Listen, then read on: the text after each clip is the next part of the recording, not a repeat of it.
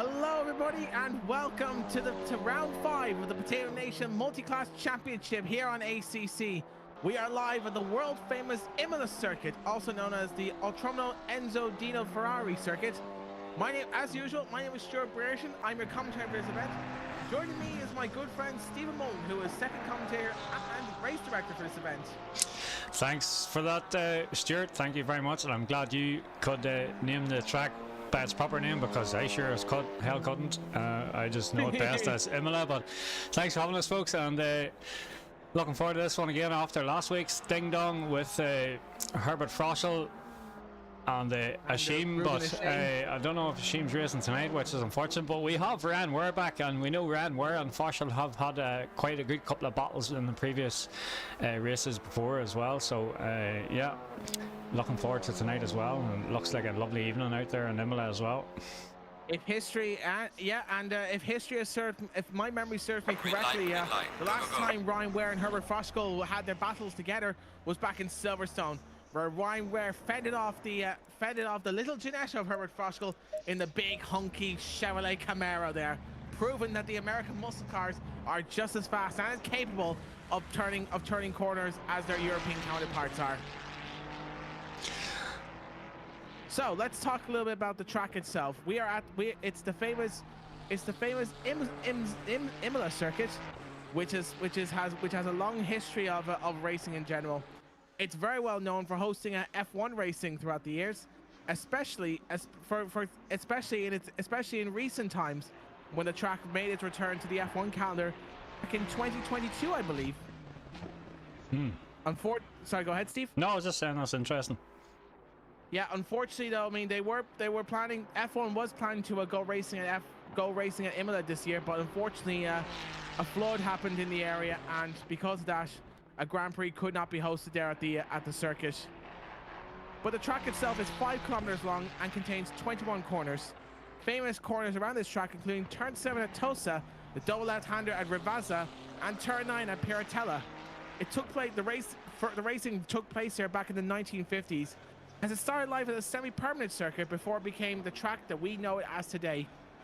It hosts mainly F1 racing, but also hosts motorbike racing such as the World Superbike Championship, and it's also currently hosting endurance racing with the European Le Mans Series 4 Hours at Imola.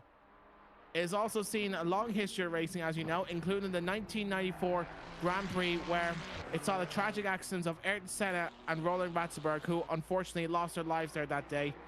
But they will not be forgotten. They will not be forgotten, as they will always be in our hearts and minds. Absolutely, and our thoughts and prayers with their families still to this day. And let's hope there's no serious accidents tonight, and everyone has a good, clean race. Well, go ahead, Steve. No, I was just going to say that the guys are just out qualifying now, and Gunter will probably be starting his first flying lap here. Yeah, as we see here in the on the lap time standings, I believe that currently, well, actually it was Ime, but now it's Ben Delamara there, who's currently racing the Ferrari. But now we see that's just the out lap, so we're just coming into their flying laps now. Yeah, so as the drivers start onto their flying laps now. So let's see if any of them will be able to, let's see who would be on pole position for the GT3 field that's currently out there at the moment. Currently, Alex Mielchin currently holds pole position with a 142.4.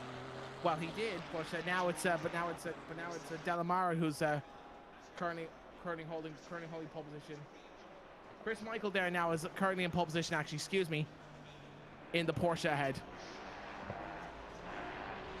So as we see, we're on board with the number 42, the number 42 of the number 40. Gunter de Paul, yeah.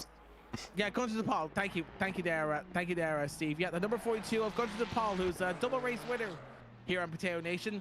He put up a dominating performance there back in the Nürburgring, and also in Kyalami as well. So let's see if he'll be able to keep that momentum going into this race here at Imola, because that Ferrari 296s have been extremely dominant throughout this season, they're definitely the favorite. They're definitely the favorite to choose from among this among this championship here. Yeah, so straight away they're going through the pole with a 1:43.7 and EMA just 8 tenths behind him so far. And we'll jump on board for EMA. If you want to take us a lap around Imola, Stuart, you're more than welcome. Yeah, thank you very much. Steve. So what we see, so we're watching EMA coming out of Tamburello, heading up towards Villeneuve, which is a chicane going into turns 5 and turn 6. You want to keep the car nice and tight here throughout the chicane. Now you come up towards turn 7 at Tosa. Stay on the right-hand side here, and then you want to turn in left, and then just gently bring the car out to the edge to maximize your exit speeds here on the circuit. Head up towards turn 9 Piratella, which is a double left-hander, followed by turn 11 at Minerali, which is also a double right-hander here. You want to brake here just at the right time here, because the turn definitely tightens here before getting the exit speed up to turn 13. Head up towards the infamous Alta chicane, which you'll definitely need to be brave here in order to maximize every single opportunity that you can get coming out of turn 5. Sorry, correction. Turn 15, I meant. A straight run down towards Riviazza, which is two left-handers which is a double left-hander here. Before finally coming out to the back straightaway to head towards the start-finish line. 100% power here. You don't want to hold them here whatsoever. As you head towards the start-finish line to complete a lap around the world-famous Imola circuit. Yeah, a lot of guys will want to maybe run different types of settings here: wings, high wings, low wings, trying different things, because you can gain a lot of speed on the straight and potentially get a pass there, but you also want a bit of aero for the high-speed corners. So it's a good track for making a good setup. Yeah, no doubt there's a lot of long straights and long fast sweeping bends here. So I imagine there'll definitely be a lot of experimenting going on with the car setups. Some might be opting for more straight line speed, while others be more opting for more corner handling. Yeah, and that right hander down to Mineralble. Is that how you pronounce it? It's you need a really well stable car, because you could easily lose the back end. Just this corner here, it's such a fast corner, the back end can go, and then you're getting on the brakes right away. You need that car really well set up. Yeah, Minerali is definitely a very treacherous corner here. It can definitely catch you up if you're not careful. As you see there, EMA exiting out there. That's how you would normally take at Minerali, because that corner is definitely very crucial, because you need to be set up there to head towards Alta before you head on down to Riviazza, as we've seen there, as we see EMA towards that corner. And you want, especially that chicane up in the top end there, it's them high curbs, you want the car well set up in them, suspension and all, being able to handle them curbs, because if it wasn't, that could end your day for you. Yeah, this is where our ride height is going to come into play here, as we see here. Alex Milchin there, also taking Minerali. Head up. Sorry, correction. Yeah, he's headed up towards Minerali. Also head up towards Alta. Yeah, you'll see the Porsche here how it handles the curbs. You want to cut that first curb as much as you can. The second curb is quite more difficult, and then if you on the runoff there's them 3 rumble strips, so you catch them, your car's going to just take off. Yeah, again, I think this is where ride height is going to come into play here for this race. It'll be definitely crucial for the drivers and the teams to make sure that they have the ride height set correctly in order to compensate for the big curbs. If the drivers are willing to try and are trying to make it over the curbs to get the best lap time possible. Let's see Alex up in the second there now. Yep. So we just witnessed Alex Milchin cross the line there now, and now he's up in the second place there behind his teammate Gunter Paul. Yeah, just 0.3 seconds.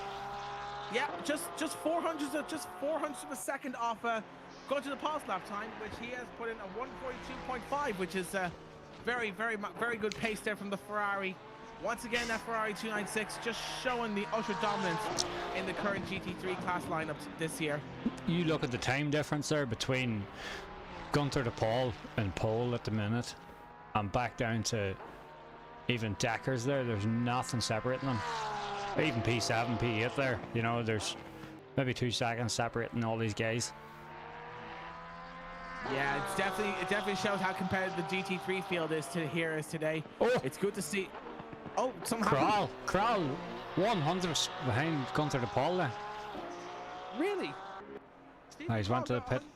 No, he's 100 behind Gunther de Paul. Yeah. Did he just take second? Oh, he did. He just took second place there. My goodness me. Nothing in it. It seems like the GT3 field is jealous of how competitive the GT4 field is. So now they're really starting to up their game here to try and be just as fun as competitive as the GT4 field is. Yeah, I would say that's GT qualifying done there. GT3 qualifying, probably this will be the final lap, but he already had an off track there, so this lap won't count. So that's Chris Michael's qualifying done.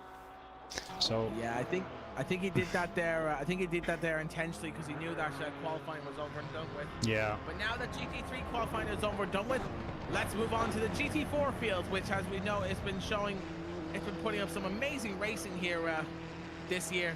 And there goes the big Chevrolet Camaro. And here it is, the return of the big hunky American muscle car. Look at that beast. Back.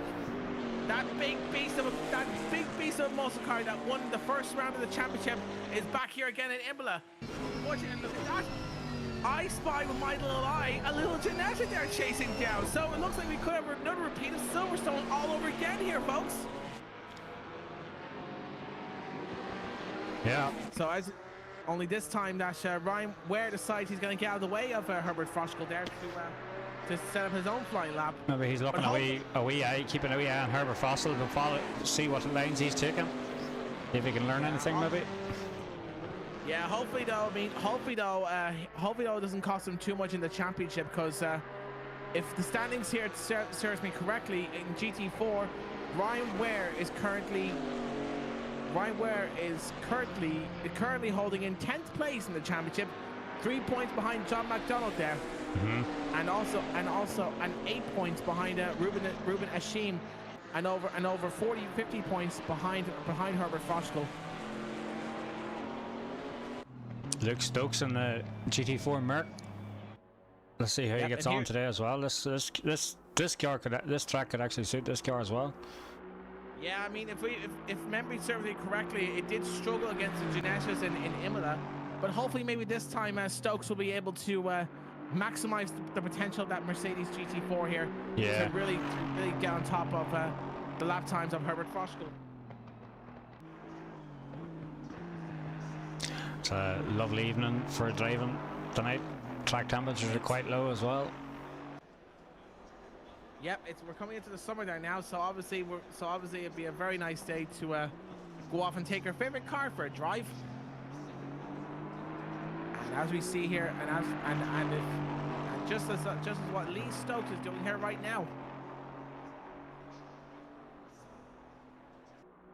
So Stokes is coming out of Rivazza to start his flying lap. Yes, I think we should jump on board and watch Luke Stokes do a lap. I agree there, Steve. So let's jump on board with him there now.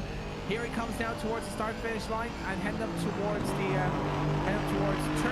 3, and 4 of Tamburello, which is a left-hander and a right-hander, followed by another left-hander once again. Oh, he's taking a different line. Very narrow lane there. Yeah, I thought he would have went wider there and made most of the entry, but. Yeah, I think that's what most drivers would do in that situation. They would. Yeah, he's really opened this corner up. Look, yeah. Well, maybe he knows something that we don't. Maybe there's more grip on the inside. Who knows? Yeah, he seems to be finding more grip there, tighter into the corners. Looks to me he's getting a wee bit understeer there and not hairpin there, but time will tell, I suppose. Let's see what way he gets through this. If the car's understeer. Oh, it looks a bit tight, doesn't it? Yeah, it definitely looks like Stokes is doing a little bit of understeer there, coming into a few of those corners there now.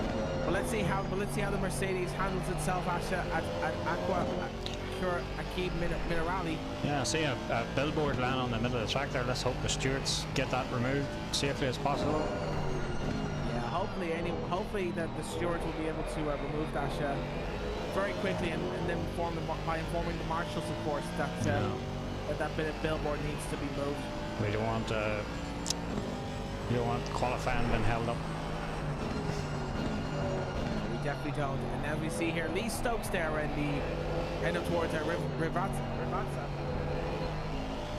He comes around the second left-hander there now. He's coming up towards, and he's back, and he's on full power here now. Will Stokes be able to get on pole position? Let's find out. See, he's holding third place in the GT4 class. Just two cars behind Herbert Froschkel.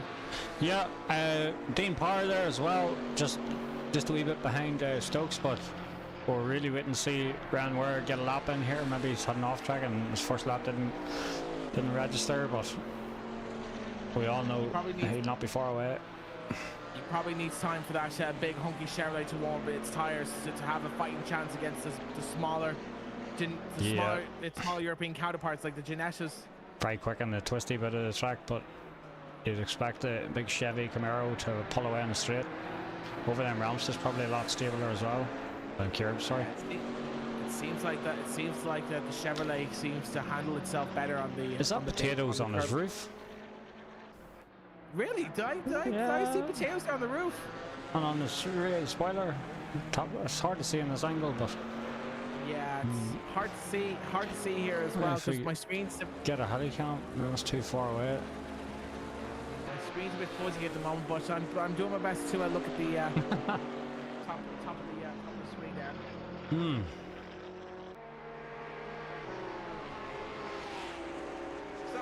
in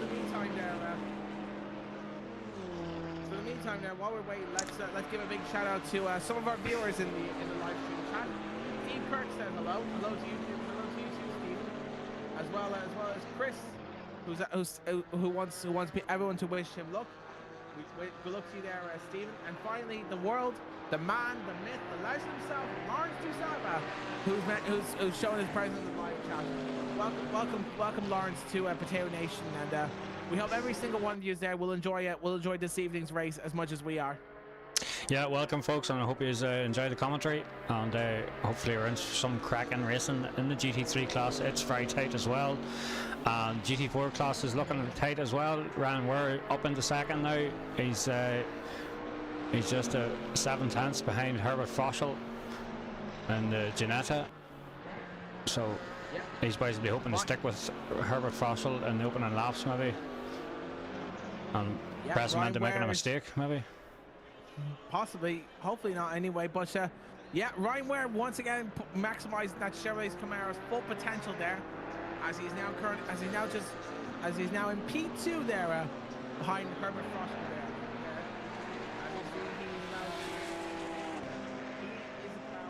He is about 200 or 3 inches of a second off the pace of a Herbert Froschel there, but all we know is that he's doing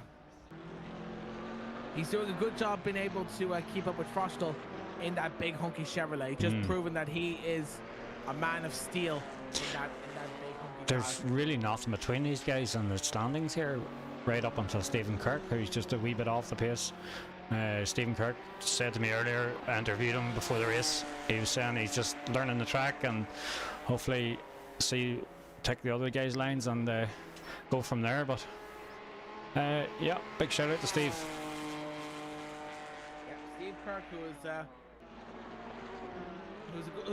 good friend of mine, especially he looks like he's competing in the GT4 class, I believe, in the Alpine. I think he was the same guy that was using the L plate symbols on his Alpine. Yeah, we'll hopefully get a wee shot of him here now. Yeah, and there it is. There's the livery back again. Yeah, same guy, and he's also running the Fed Cancer livery on the side of his Alpine. That's really good to see. He is indeed, and Eric Couillard was talking to him earlier, and I says, "Do you want a shout out?" And he says, "Yep, shout out to fuck cancer." Hopefully, I don't get Oh, is this? Oh, as we see there, he had a little bit of a spin there going to the gravel trap there. Hopefully I don't yes, get demonetized off YouTube for that language, folks, but I think we all know what that means. Yeah. Yes, ladies and gentlemen, apologies there for Stephen's creative language there. We're not, we don't encourage us swearing on this on the commentary box. We normally save that for after the live stream session is over done with. Dean Parr now. And he's sitting and here, few tenths off the guys at the top. There's nothing in it. Yep, Dean Power is currently in 6th or 7th place there in the GT4 class. He's down the back. He's down the back of the field there. There's less than a second and a half between Foshel and Dean Power. Wow, really? Hmm. Maybe the lap time board hasn't updated yet, but as we see here, here's Dean Power there heading towards Villeneuve. Just head up towards Tosa now. Mm-hmm. Oh, we're in for a cracking race. This is qualifying. Yeah, it's just finished his lap, but you may get your beers cracked open there and sit back, get the popcorn popped. Yeah, grab drinks, grab snacks, whatever you want for this exciting race this evening.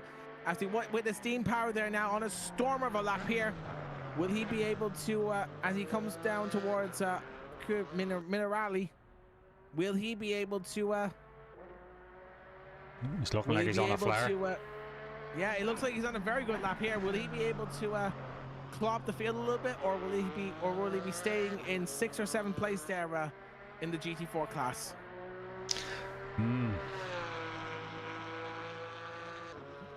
Porsche sounding good as ever. Yeah, that Porsche sounds absolutely gorgeous from here in the commentary box. I think he maybe missed the apex there. Will it cost him? Yeah, might cost him a little bit of time there, but he's not giving up there. He is on a mission there now. What? Down towards start finish. And he's going to the pits. He's giving up. He's abandoning the lap. Nah, he mustn't have a good lap, otherwise he wouldn't have done that. But anyway, EMA is sitting in pole. Yeah, proving that the old Aston Martin still has what it takes there against the newer Ferrari 296s there. Mm-hmm. EMA showing that he's still got plenty in the tank, and he will not go down without a fight. Fantastic. So with the car, go ahead. No, I was just saying fantastic stuff. Yeah, with 3 minutes before the race start. Yep. So while we're waiting for the race to start, let's have a quick run down the order here and remind you all of our remind you all of the grid for this race. As you know, EMA is on pole position for the overall race and for GT3 class. Behind him is a double race winner of the Potato Nation Series, Gunter de Paul there in the Ferrari 296. Third place, Stephen Kroll, also in the Ferrari 296, with Alexander Milchin fourth. Chris Michael is in 5th place. Marcel Decars is currently in 6th place, as well as Menno Dekar is currently in 6th place. Jonathan currently in 7th, Delamara in 8th, and Eric Courier is in 9th place, who's starting at the back of the field overall because he didn't set a lap time there. Moving down to GT4, we have Herbert Froschkel there taking 1st place in GT4 class. He's on pole position. Ryan Ware is in 2nd place for GT4. Chris Willis is in 3rd place. Lee Stokes is in 4th.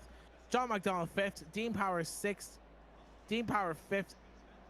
Dean Power is 5th, and Stephen Kirk in 7th place on the grid there, actually, excuse me. Yeah. Yeah, 7th place there for Stephen Kirk. So he's starting at the back of the field in GT4. So with the field all lined up, it's just a minute and 50 seconds to go now. And a big shout out there to Damien McMullen there, who's saying hello there in the live chat. Welcome there, Damien. It's I'm surprised to see you here in the live chat, considering you're not a fan of ACC yourself. But it's good to have you here in the live chat nonetheless. Yeah, we were speaking to Demo earlier, and he was trying to get a drive on ACC, but no race team would have him, so that's unfortunate. Maybe next season, maybe he might get a he might get a signature on a paperwork for one of these teams. Yeah, because I remember, because if my memory serves me correctly, I remember him saying one time that he'd rather clap a certain type of stuff in his hand than play at ACC. That's probably why a lot of teams are not hiring him there at the moment. I don't know if they're waiting for an apology from him or waiting for him to retract that statement of his. Yeah. Maybe they're just thinking this Demo McMuffin man is the Muffin Man. It lives on Drury Lane, but well, maybe they're thinking he's a bit too boisterous and it'll be a bit hard to work with the mechanics trying to get a car set up, and you know, a lot of these boys have big egos. Maybe they're afraid to touch him. But we're 30 seconds away from the race. We'll be getting rolling here shortly. The guys will be hitting drive, ready to go, getting the tire blankets off. Yeah, and just before the race starts, big shout out to Phelan Picard, who's saying hello to the live chat. Hello to you, Phelan. Thank you for joining us. So 10 seconds left to the start of the race. 10 seconds. We have Ian May there in pole position. He's gonna have a massive challenge on his hands there with the two Ferrari 296s there hunting him down now in second and third place. So this time Wiz Motorsports is not holding down all three positions. But let's see what they're able to do from second, third, and fourth place. Yeah, here we go. We're just rolling down around the last two corners of the track. Boys will be looking to get a bit of heat into their brakes for that big stop at turn 1. Exactly there. So here they come around Riviazza. There's definitely a lot of interesting questions on our minds here today. Who will get the better at the start? Will it be Ian May, or will it be two Ferrari? Yeah, we know Alex Mielchen gets off to a good start usually all the time, but I'll let you tick ahead. Here we go. Yeah. So as we've seen there in the past, Alex Mielchen has got some great starts there in the past. But who will get the better start? The race is going to get underway soon enough. There's lots to look forward to into this evening's race, as it will be getting underway just shortly. They're just crossing over the line there now, and the race will be underway. Well, not quite actually. They're still lining up. We're just waiting for the green lights. And it's go! And as we see here, there goes to the ball, gets in front of Ian May, but Ian May continuing to fight back, and Alex Mielchen gets a monster restart there. Three-way coming into turns 2, 3, 4.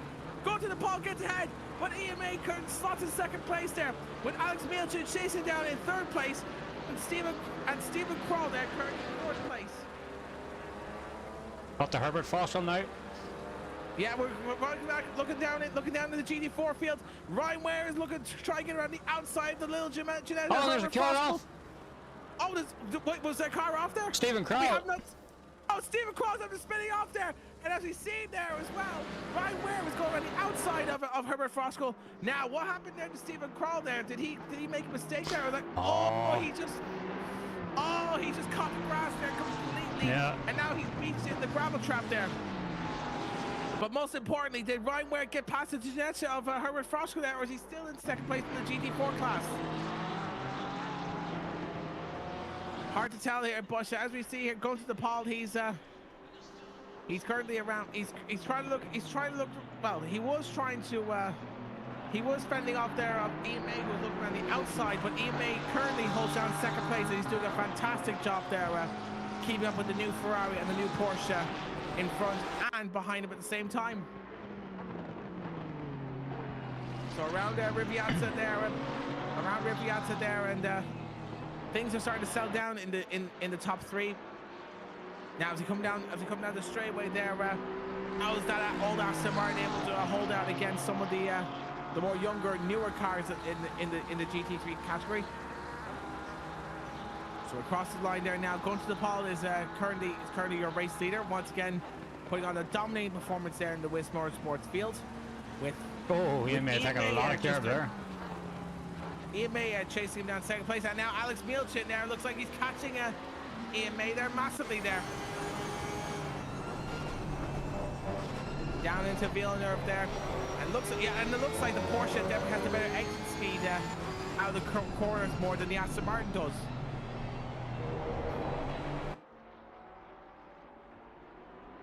exiting out of Tosa there now, heading towards Piratella, and Alex Middleton is gaining massively there on the Aston Martin of Ime. Yeah, Alex Middleton really putting the pressure on Ime now. Ime will be watching his mirrors, looking for the dive. I think. Oh, is it just me, or did Ime look a little bit squirmy there coming into Minerali? Yeah, he's off under some serious pressure at the minute. Yeah, Ime is looking like he is under. He's fighting tooth and nail to hold on to second place and prove that he is just as good as these Wiz Motorsports guys here in the Porsche in front and behind him. But as we see here, Dean Power there is currently fending off the McLaren. Is currently fending off the McLaren of Chris Michael, I believe. Chris Willis, actually, yes, but you can see Stephen Crowell and Eric Couillard up ahead there. They've managed to navigate through these GT4 cars, and they're working their way up now. Their next will be passing Ryan Ware and Herbert Foschel. Yeah, those two GT3 cars are currently trying to fight their way up towards and there it is, the silver bullet. Yeah, there's Eric Couillard showing his American pride there in the Ferrari with the Fed Cancer logo on the side of it there, as well as the American flag there. He definitely seems like a real American patriot if he's using that American flag there. Captain America. Yeah. USA, baby. Yeah, an American racing against an American-made car. He's going on the inside of Ryan Ware there, but yeah, and predictably he gets through there. No, but as we see there, one of the Ferraris. Oh yeah, there. Stephen Crowell. Stephen Crowell there after going off wide there again. He's having a nightmare. Stephen Crowell, he's having no look there through the Villeneuve chicane. No look there to the Villeneuve chicane, but now it's left him defenseless against the other Ferrari of Eric Couillard. Yeah, he must be having serious problems. Mine, I was telling you earlier about the setup. If it's not right and them Foster chicanes, it can really hamper you, especially this corner as well. But it looked pretty stable there, and he's got past Herbert Foschel, and now he'll be on a charge there. You see Herbert Foschel hitting the curb there, sparks flying. Yeah, I think Herbert Foschel must be running a low ride height setup there if he's hitting those curves massively there. And as you see there, Eric Couillard is there just getting past it. Just doing the job, yeah. Just doing the job there, getting past Herbert Foschel there, as you'd expect. But now it's left him vulnerable there to the big chunky Chevrolet of Ryan Ware. Yeah, Ryan Ware had been hoping he'd have been holding him up, but didn't hold him up too much. And this is your GT4 leader at the minute, folks, Herbert Foschel. Yeah, here.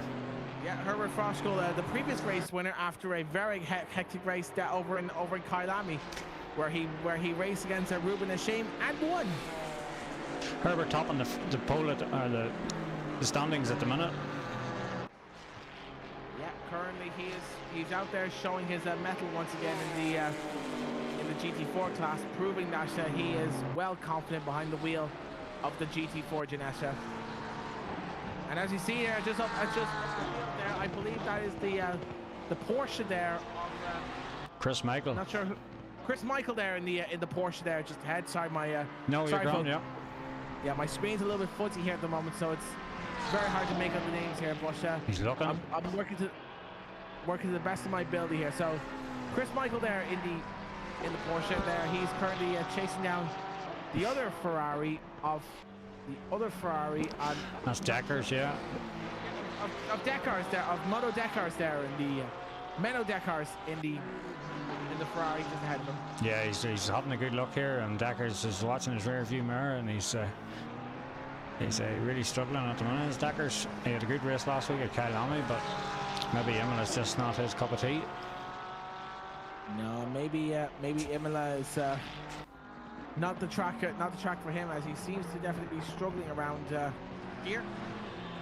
But he's actually, but as I say that, he seems to be doing a good job there. We'll see if he gets a good run up here. I don't know why he's not using a slipstream there, but he's definitely got the slipstream there of Meno Deckard ahead of him, but Meno is looking like it. But actually, no, as we say that, Chris Michael there is hauling in the slipstream there massively on Deckard there, but decides he's going to break just a little bit early. Just playing it safe at the minute. Exactly, he's just Alex Milchin with the lap record at the minute, 1:43.0, and he's really on Ian May's tail now. Yeah, he's hauling in there. He's hauling in Ian May at the moment there now. Will if I judge by the looks of that car, it looks like he's going to make the move there on him coming into Paratella. But no, he decides he's going to hang back there and Milchin decides he's going to be a little bit more patient there with Ian May as they head down towards the Alta chicane. Sorry, on board with Chris Willis now. He's really close to Dean Power. He's really trying hard, getting the back end of that car sideways there. Yeah, there's Michael there. He's doing a good job there at managing to keep up with the Porsche there. There's John McDonald flashing the lights. Flash your lights at me. That's a song by the renowned Hugo Duncan from Northern Ireland, folks. Check it out on YouTube. All right, I'll make sure to check him out there when I get a chance. But as you see there, John McDonald there. Is it John McDonald in the McLaren or Chris Willis? Chris Willis is in the McLaren, yeah. Yeah, Chris Willis there in the McLaren. He's doing a good job there, keeping up with Dean Power and the Porsche He is ahead. indeed, yeah. It seems like that McLaren seems to love those curves a lot there. Give us a wee second here, Stuart, and I'll see if I can get your AM sorted. Yeah. So as we see here, it looks like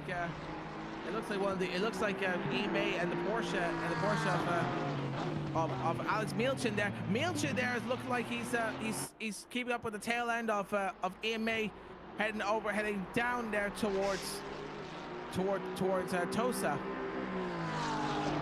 My screen is now looking a lot more better there now, and just in time too, because now Milchin is well within firing position of making the overtake on Hay. These two have been really going at it the last 2 or 3 laps, and he's got a good run out of that corner now, and he's up the inside. Oh, he's got side by side there, heading up towards Alta, but looks like Ian May has the inside line, and Ian May continues to maintain second place there, with Alex Milchin still having to try and look for a way through.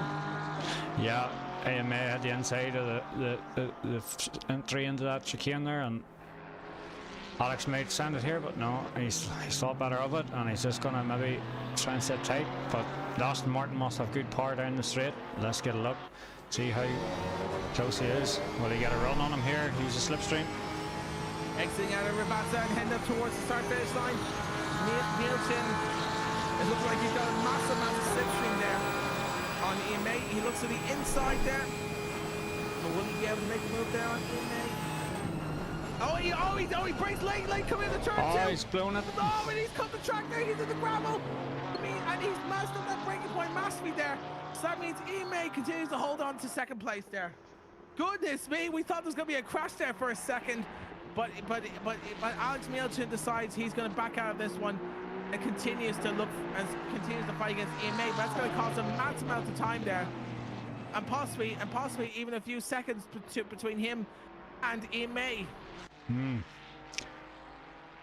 But as you see, another battle there. It's one of the Ferraris there of Stephen Kroll there, getting past Ben Delamara there, who's using a different livery this time out. This time he's using his livery is in red.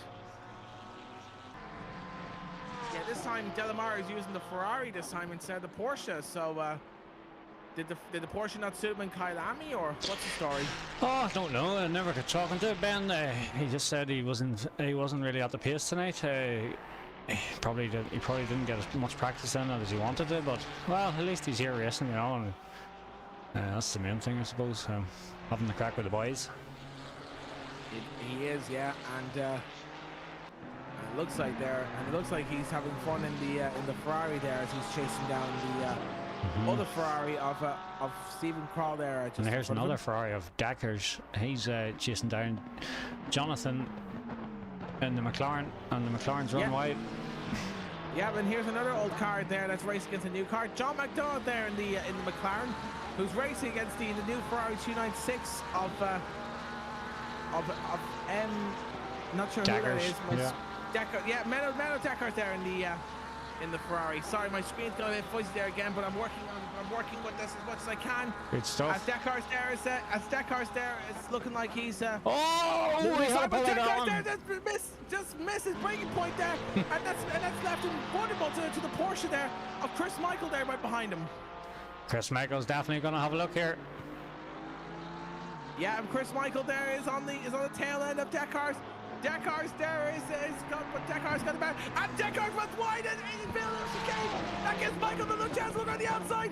They're side by side coming into Piratella. But no, Dekar's continues to maintain his position. Michael looks to the inside. Will he be able to make the move here Will he be able to move here at Piratella? And he gets, well, no, actually, he's still set behind him. Dekar's obviously showing that he is not going to go down and lose the decision without a fight. That's for sure.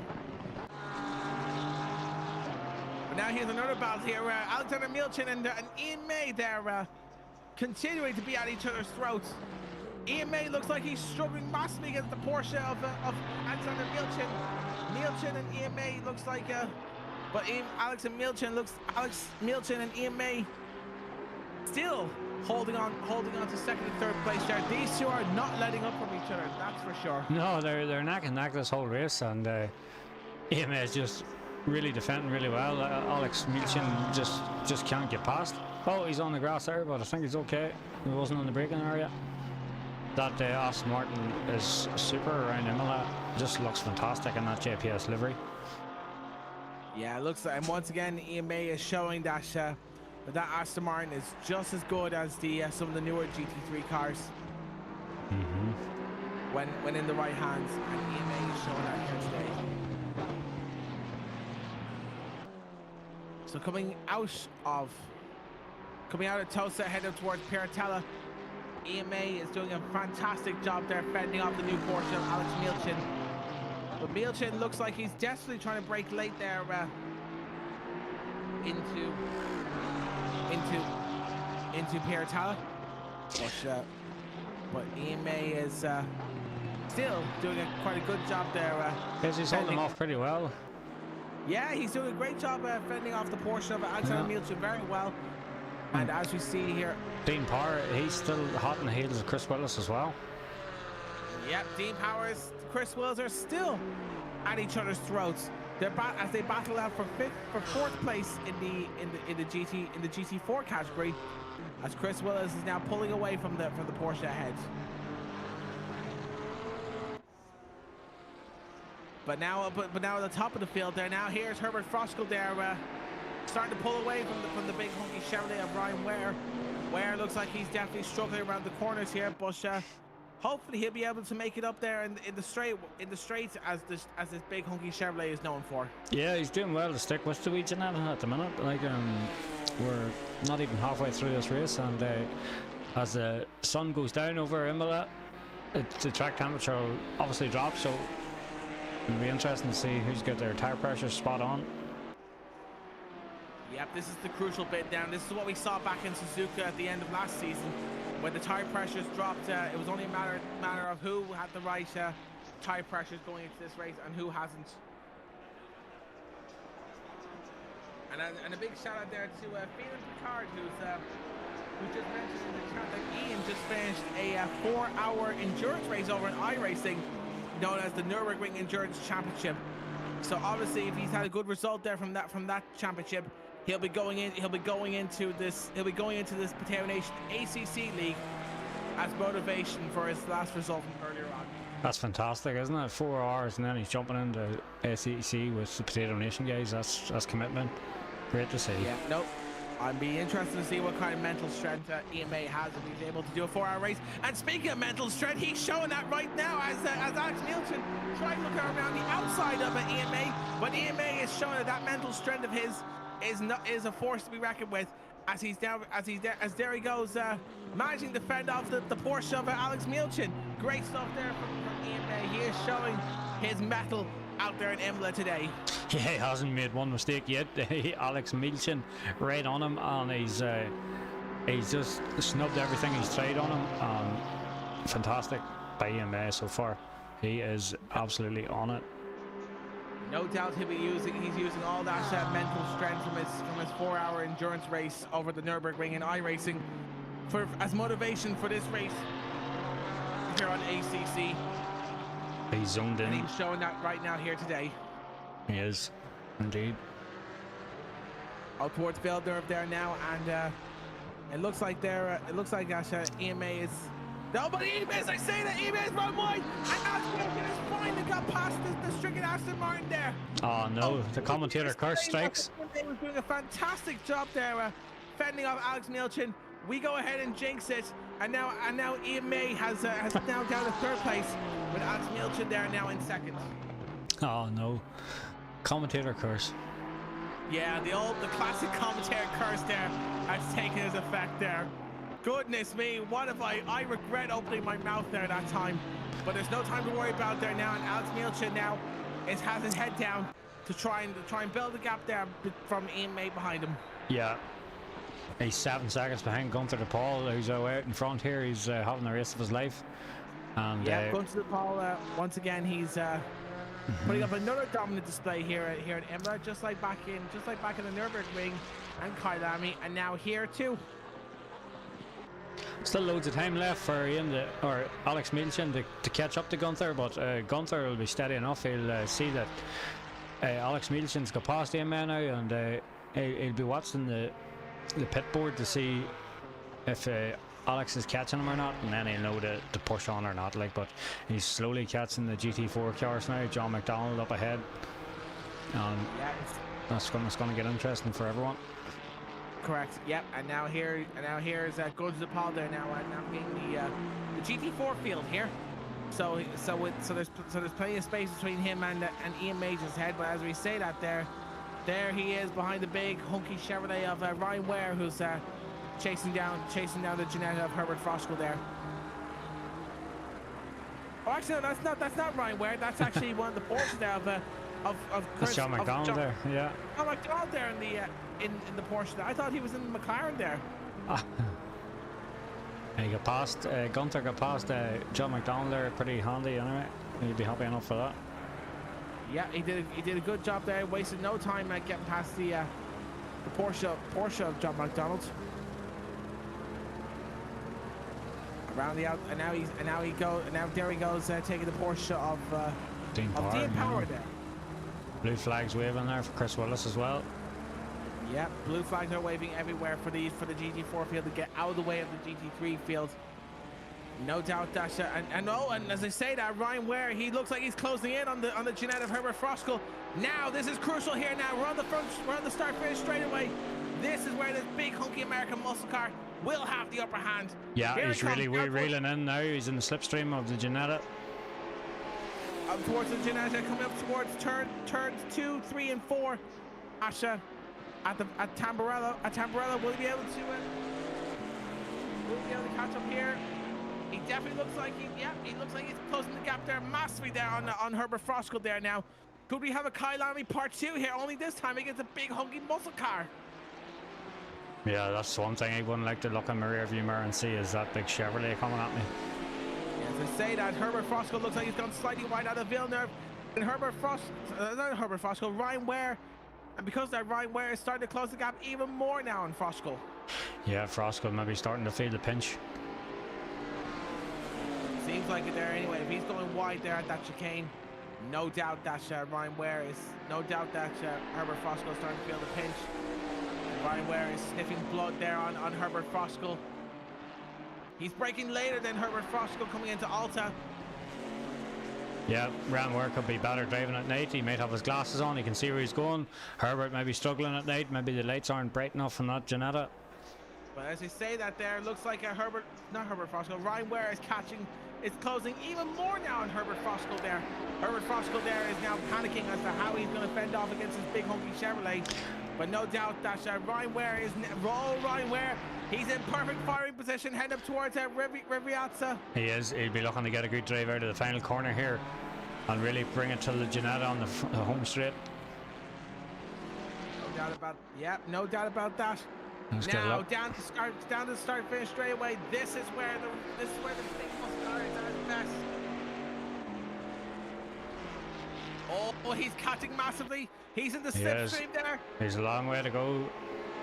Frost will be looking in his mirror thinking, oh no, look at that. He's on the brakes early. No, he decides he's going to hang back there, sensibly heading into turns 2, 3, and 4 of Tamburello. Handles the curve so well, that car. Yeah, obviously the right height on that Chevrolet is set up perfectly there. As you see, John McDonald there in the Porsche there is still chasing down Dean Power. Dean Power looks like he's managed to build a gap there from John McDonald. And he has. There's about 2 seconds in it at the minute, and we're just gonna have a wee look now at Luke Stokes on the mark. Glorious machine. Yeah, Luke Stokes is also doing a good job. He's currently in P3.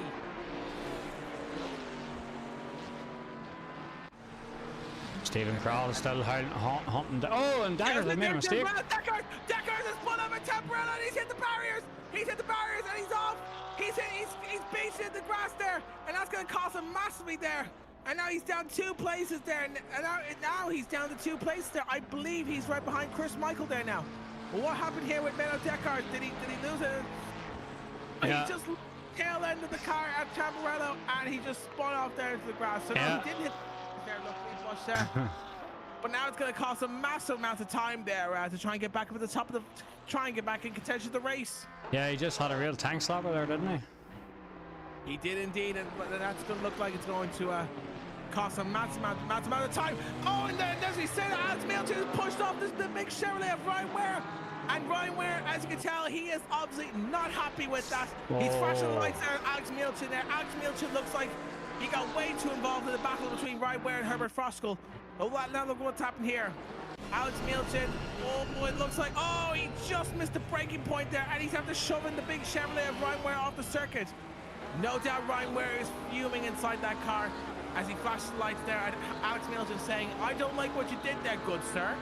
As now it's going to cost a massive amount of time, but it's good news there for Herbert Froskel, who can build even more of a bigger gap there from Ryan Ware in the Chevrolet.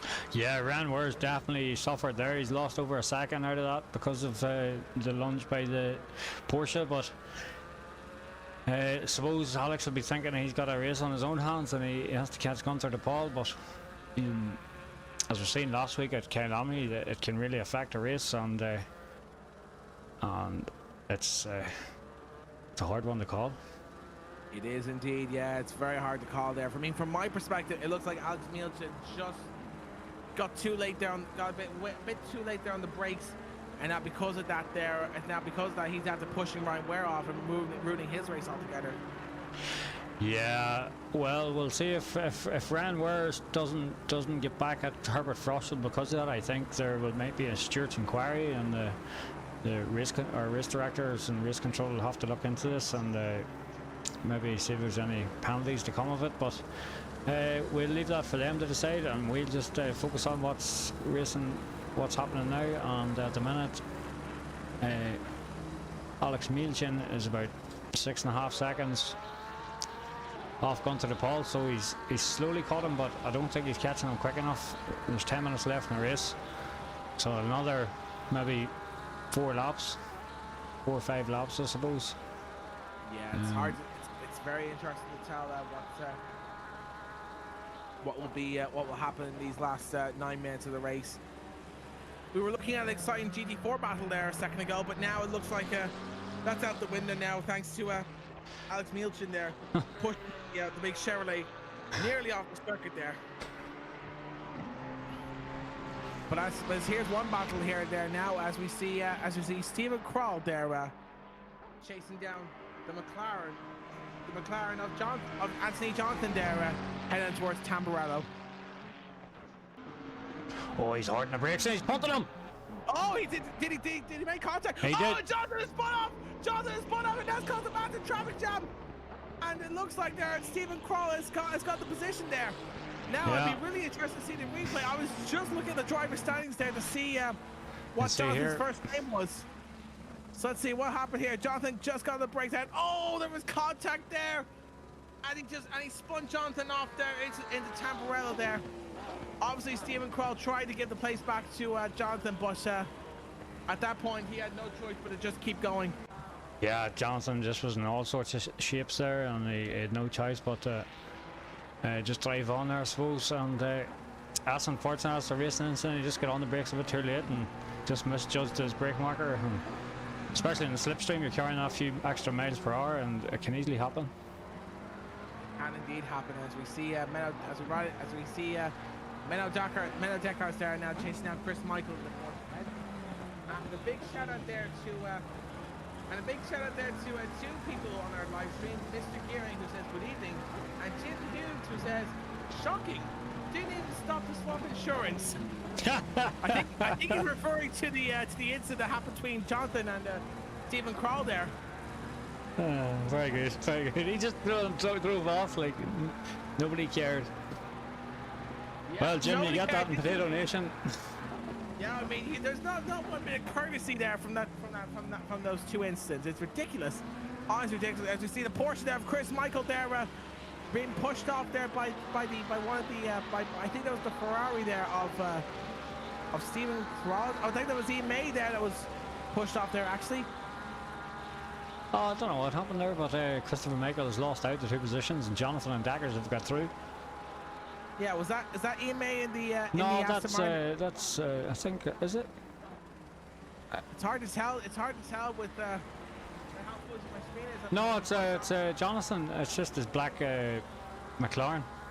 Oh, it's just okay. the helicopter is so far away. No, yeah. I thought it was John McDonald there in the McLaren, but no, he's actually in the Porsche there in GT4. So, oh, as he say that there in Deckars there, it looks like he's. Or was that Delamar? Oh, it was Delamar there. That was. No, it was. No, it was Deckars. Yeah, you're right. It was Deckars. Deckars there, looking like he's doing some Tokyo drifting there out of Villeneuve. He had a big moment. Hold on to the place. Yeah, he'd be hoping he's wearing his man diaper for that one. Yeah, no doubt about it. No, yeah, hopefully he was doing that anyway. But as we see here is Deckars there now chasing down Jonathan there in the McLaren's head. We have a three-way fight there for 5th place there in GT3 with the Porsche there of Chris Michael. Goes. Michael looks around the inside and he gets through Deckars there. No, actually they're racing side by side there, headed towards Alta. But Jonathan there continues to maintain 7th place in the GT3 standings in the GT3 field. Yeah, everyone's quite spread out. Bar these couple of guys here, and it's going to be good in the last few minutes there is. Yep, with only 5 minutes to go, there's still plenty to play for here in this race in both the GT3 and the GT4 fields. With Chris Michael there now right behind the rear end of Deckars there in the Ferrari. He's having a look. Michael there looks around the outside there of Deckars. Deckars brakes just a little bit late, but Michael there, he's still holding up there. He is still managing to fend off against Chris Michael, and Deckars continues. Looks like he's had a good run there, doesn't it? But he's don't feel like he's using the full of the track there. No, it doesn't look like he is. Deckars there, it looks like he's just gone slightly wide there at Villeneuve.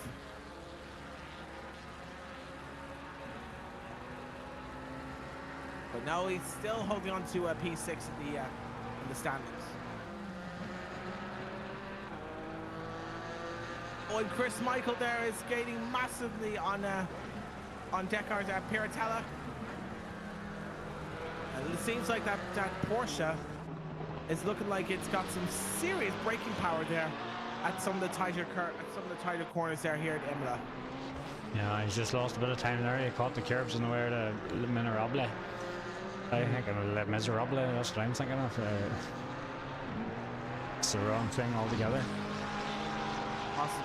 We should not to worry there. We're in the middle of this battle here, so we don't have any time to think about the correct pronunciation of corners. As we see here Deckars there looking around the outside of Jonathan there, who's I think he's a new name in Potato Nation. I've never seen him around, nor have I seen he's caught a bit of side there. Oh, he's hit the gravel there slightly. That's going to give Deckars a chance to catch up to Jonathan there in front. Chris Michael there continues to chase down the Ferrari of Deckars just ahead. But now there's the GT4 traffic to deal with. This is where it's going to get crucial here now. John McDonald up ahead, and look, they're all having a look. Oh, they're Could be side three by wide. side there with the Porsche, with the Porsche and the GT4. Side by side there now, and Jonathan continues to fend off, but goes look at the outside. Ah, there's contact! Both Deckers and Jonathan in the gravity, that means Michael's going to take the position of the two of them. Oh, this is just what we did. That's what the two drivers did not need to deal with right now. Pressure from the GT4 car of trying to get past, and now because of that, the Porsche there, Chris Michael there, managed to capitalize on that confusion altogether. Oh no! There's crash! Big crash there! Now, was that intentional? I think that was Jonathan that just ran to the side of the Porsche. Now, was that intentional, or did he seriously crack under the pressure there? I think he cracked under the pressure. I think he realised how close John McDonald was in the GT4 car, but I think that was totally accidental, but it's ruined his race anyway. Yeah, it's ruined the race. This is just what the drivers did not need to deal with right now. That pressure, they should have just waited till they got past the GT4 field before they started battling each other. That was just absolutely silly between the two GT3 cars. Yeah, This 2 is laps to what go they as well. Did not need it. And Jim Hughes is just after leaving a chat in the live chat saying that was absolutely scandalous. It was, and this car is all over the road. As you Look. see there, Deckars there is still struggling to maintain control of that Ferrari 296. So obviously there's action going up and down the field here and there now. As with 1 minute to go in this race, there's still loads to play for. As we see Stephen Crawl there now lapping the stricken Chevrolet of Ryan Ware. Ryan Ware decides he's going to be sensible about it and just move to the outside there of. Yeah, Ryan Ware taking the right decision there. He's not going to catch Herbert Foschel, and he may as well just let Stephen crawl through. Yeah, but look at things this way. Ryan Ware, he has put up a fantastic race there. He did so well, managing to keep up with the Ginesh of Herbert Foschel. Unfortunately, though, ultimately it ended though after he was pushed off wide by Ian May in the Aston Martin ahead. And Stephen Kirk looks like he's going very slow there. Did he have an issue with his hardware, or what happened? I think the L plate summed it up really. Yeah, must have really, but you can see the neon in the back of the car there. He must have a subwoofer in there as well. He must have, yeah, or he must be playing music. But now we're on the final lap of this race. Let's see how Going to the Pole is doing there. Yeah. So here is your race leader going to the pole there, just navigating Tosa, heading towards Piratella. And it looks like he's once again goes to the pole. He is showing to be a fantastic driver there in that Ferrari 296. Coming down now towards Alta, sorry, it's Minerali actually. He's heading down towards. Going to the pole despite all the chaos and confusion, especially one or two controversial moments that's been happening in this race. He's been doing a fantastic job there, maintaining his position. He has indeed, and it's just one more corner to negotiate, and that's the race dusted, or 2 more, sorry. Yeah, and there's Jonathan there pulling off the track there. He must have had an issue there, Ash, at the Alta chicane. Gone to the pole pretty much, ran away with this race pretty much from the word go. Alex Middleton 7.5 seconds behind him, and your race winner is. Yep, and here he comes now across on the start-finish straight. The checker flag falls. Good Paul takes victory here at Imola for round 5 of the Potato Nation Multi-Class Championship. Now let's look onto the GT4 field and see how are things there. So here is your race leader, Herbert Foschel, once again taking back-to-back victories here at the Potato Nation Multi-Class Championship. First time he had to fight off Ruben Ashim back in Kailami, but this time though, however, not so hectic, as he will be able to enjoy a nice steady cruise there. Now, oh, was that smoke there? I think that's just the fireworks, yeah. Oh, that's one of the flares that being released. But here comes Herbert Foschel there now. Back-to-back victories in the GT4 field. Here he comes across the start-finish line. The fireworks set off. Herbert Foschel takes GT4 victory here at Imola. Once again, fantastic stuff from the young Austrian, who has done an amazing job there, managing to fend off all the competition. And here is Ryan Ware, who also did a fantastic job there in that big hunky Chevrolet, proving that he is capable of handling that big Chevrolet. Stokes just pulling up on the start finish there. He's just not gonna, sure if he. yeah. Go ahead. The sailor is just had enough, and he's just going to the pit box. Yeah, but Lee Stokes, he did pretty well. He got 3rd place in GT4, so he did well by my books. Anyways, that's for sure. So, there we are. So with the race over and done with, and with controversy up and down the field, let's have a reminder of your race results. Go to the Paul takes another victory here in Imola with Alexander Milchin in 2nd place, Ian Mays in 3rd, Stephen Qualls in 4th, Chris Michaels in 5th, Mendo Dekar 6th, Ben Delamar is 7th, Jonathan 8th, and with Eric Courier lining up in 9th place in the GT3 field.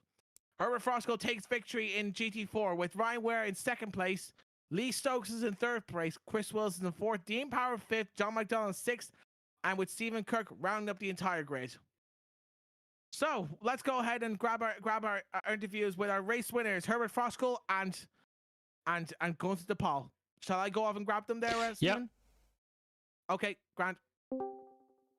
As I say that, I don't need to do that because here we have Gunther de Paul and Herbert Frosco in the commentary box with us right now. So let's start off with GT3 winner Gunther de Paul. Gunther, welcome. Hey guys.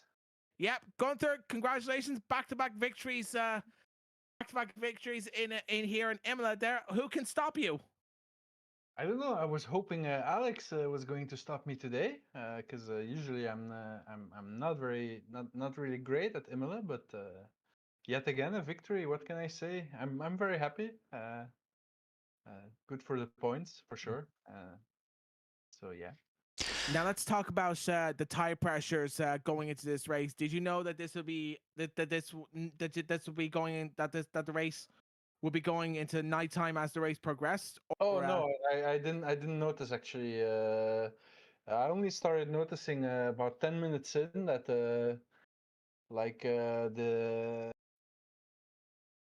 was getting dark too fast. So yeah, so, Ian May and Alex Milchin, they sort of battled and it let you get a good gap opened up, and I think that was the race done and dusted for you. Yeah, as for I me say. that was kind of crucial for me to get that gap up in the beginning, and that really saved me for like having a good buffer, let's say, during the race, because like halfway through I was really starting to feel it. Pressures were going down. I think overall all 4 tires went down about 0.4, 0.5. So you really start to feel that and the tire degradation after about 20 minutes was like driving on ice a bit. But the gap saved me. There were some moments with the GT4s, I must admit, where Alex was closing a lot, and I think I was a bit unlucky or didn't have the right strategy, doubling some of the GT4s, and he did better at that. But in the end, I think the amount of time I gained in the first 10 minutes really sealed the deal there. All right, Gunther, thanks for your time there. We'll let you get back into the race chat there, yeah? Yeah, thanks, Gunther. Guys. Thanks. See you No next worries. week. Bye-bye. Now on to our GT4 winner there, Herbert Frosco. Herbert, welcome. Hey guys. Hi, Herbert. Herbert, congratulations on your back-to-back victories from Kyalami. I imagine you're thrilled with yourself there. Yeah, it was fun to drive here. I enjoyed it. Ryan kept me honest for a while as well. Yeah, we were watching from the commentary box. It looks like that big hunky Chevrolet nearly had you on the start finish line. Yeah, did you ever thought he was going to overtake you there? The start is always an issue. 2 times it was actually quite close. If he puts it inside, yeah, it could have happened or not. Not sure. Yeah, But, Herbert. Two races in a row. GT3 cars have got involved in the lead for the lead battle for the GT4 races there tonight. Alex Milchin got down the inside of Ranware, and I don't know if there might have been a bit of coming together, but it really set Ranware back. He was 2 seconds behind you then after that incident, and I think that was the race over. The hairpin before the uphill. I saw the lights and wondered what happened. Suddenly he was behind father. Yeah. Yeah. It's unfortunate, isn't it? But when he pressured me, I kept making more mistakes, so I put myself too much under pressure when followed closely, I believe. After he got further behind, I found my groove again. Yeah, that's racing, isn't it? I suppose when you're watching your mirrors instead of in front of you. Also, I lowered my tire pressures at the start instead of increasing them. But yeah, with the increased fuel load, it was still in the window. But yeah, could have been better. Now let's talk about the race itself. Were you anticipating that the race would go into a nighttime mode, or did you thought it was going to be a daytime race? I knew it was going to get a little dark, but it kind of went pitch black. That I didn't expect. Okay, yeah, I think Gunther was saying there that he wasn't expecting the race to go into nighttime either, and I don't think any of us in the commentary box knows that the race is going to go to nighttime either. Yeah, but it was fun. Yeah, it was good fun nonetheless. All right, well, anyway, Herbert, thanks for joining us there. Now we'll let you get back to the rest of the drivers there, and enjoy the rest of the evening, man. Well, enjoy the victory. Thank you. Yes, well done, Herbert. Okay, so that's all the interviews there complete. So I think so with that. So that race was an interesting one. Definitely some very controversial moments there, including what happened in the in earlier on with the 2 GT3 cars coming together while trying to lap the GT4 car there. Yeah, again, GT3 cars and GT4 cars racing, that's multi-class, but I think the guys need to do better and realise where their cars are and where they put their cars. Hopefully it's a learning curve for everyone and they can review those incidents and learn from them, but 2 weeks in a row now that's caused issues for the lead of the GT4 cars. So it has indeed, and sorry, just a quick correction there. Actually, I made a mistake earlier. It was actually Alex Mielchin who took out Ryan Ware, not EMA. So apologies there to EMA. I wouldn't go that far to say he took him out. He just I don't know. I think it was there. The move was there, but was it the right time to make the move? I don't know. You know, so here I'll let them other guys decide that. You know, but it's this multi-class racing, isn't it? Yeah, no doubt there's going to be some pretty interesting discussions in the meeting room for the next race when we go for round 6 there. When we go for round 6 for next week's race there, no doubt the organisers will be telling the GT3 cars to be careful to when they're lapping the GT4s. And the next race will be in Hungaroring, so which is an even tighter circuit. So it'll be interesting to see how those GT3s will be able to lap the GT4s around the Hungaroring there. Yeah, well, Hungaroring's, well, it's not race, probably similar sort of length to Imola as well. Yeah, you're talking 144 for a lap, 142 for the quicker guys maybe. Anyway, that's Hungaroring for next week, folks. Hope you join us and hope you enjoyed tonight. And, yeah, we hope you enjoyed this very controversial race here tonight. But for now, this has been your commentators, Stuart Beerton and Stephen Mullen. We're about to sign off here now. We're about to sign off here now tonight, and we hope you enjoyed this race just as much as we did. But we'll see you then for next week for round 6 of the ACC Potato Nation Multiclass Championship at Hungaroring. So until then, enjoy bank holiday if you're watching this from Ireland, and until then, have a good evening. Good evening.